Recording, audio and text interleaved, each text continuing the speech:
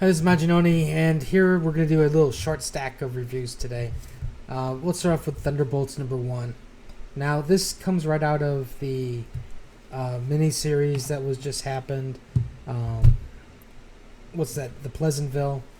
And where, the S.H.I.E.L.D. captured all the villains and was holding them in, brainwashed by the girl who's like the Cosmic Cube, a portion of the Cosmic Cube.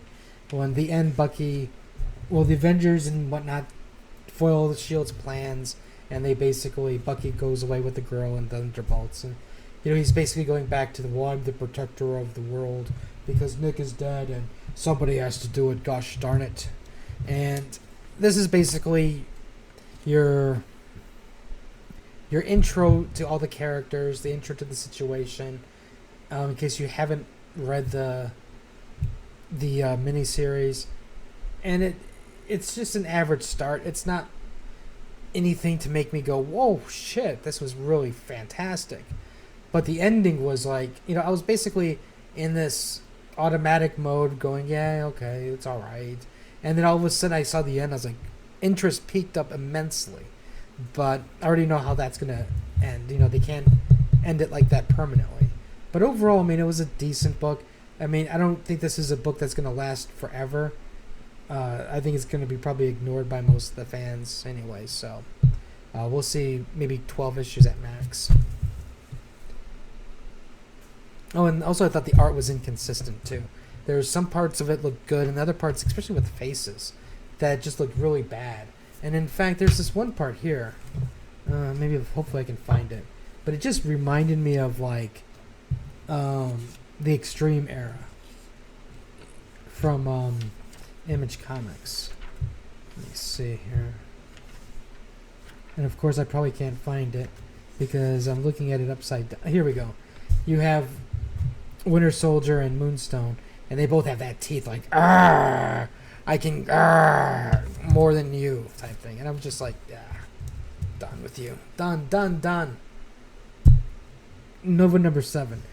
This was actually a joy to read. This was like, it's basically a story of a boy who just wants to find his dad type thing. And, and not only does he want to find his dad, but you have the sisters having nightmares because her father basically left and came back and he left again. And she's afraid the same thing is going to happen to Sam. And the mom is like, I can't live without you either, but I can't stop you from going. And, it was like a really, really good story. It's good.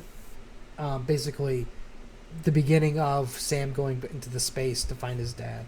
The art's been good. The story was good. Overall, very pleased with this. It's a nice, solid read.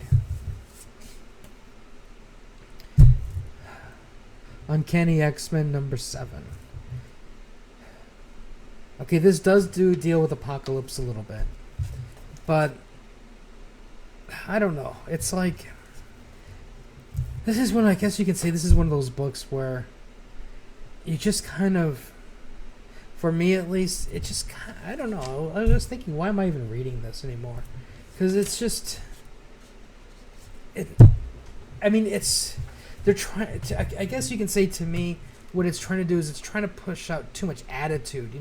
I am the biggest, baddest bad guy who has a soft heart, and I'm working as a force of good, but I'm doing it under Magneto because the X-Men won't let me join their crew type thing.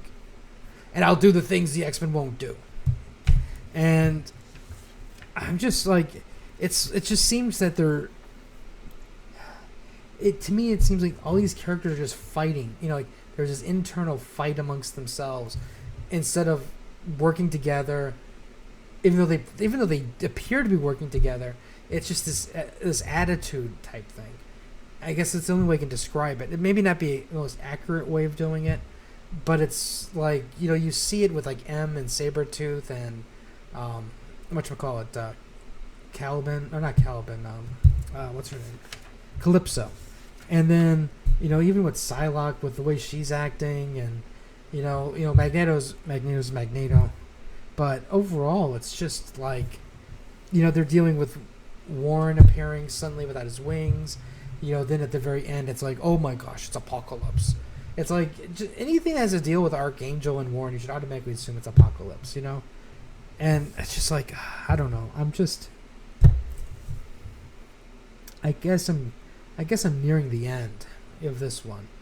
I don't know. I mean, I understand that bad guys technically shouldn't be acting all chummy with each other all the time, you know, to be a force of good. And I kind of like this concept, but at the same time, there's just, to me, they're not gelling.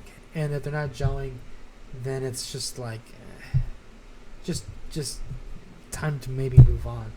But anyways, this is my short stack of reviews for today. Let me know what you guys picked up, what you guys liked, what you didn't like, and we'll have some more stuff later. So like and share, and until next time.